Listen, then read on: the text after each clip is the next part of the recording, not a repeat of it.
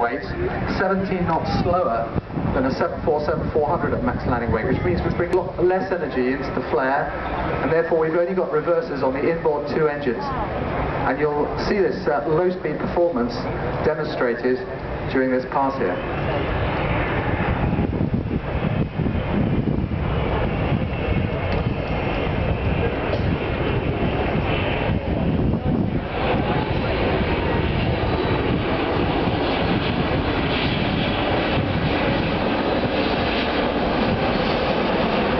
Alpha Max held on the flight control computers.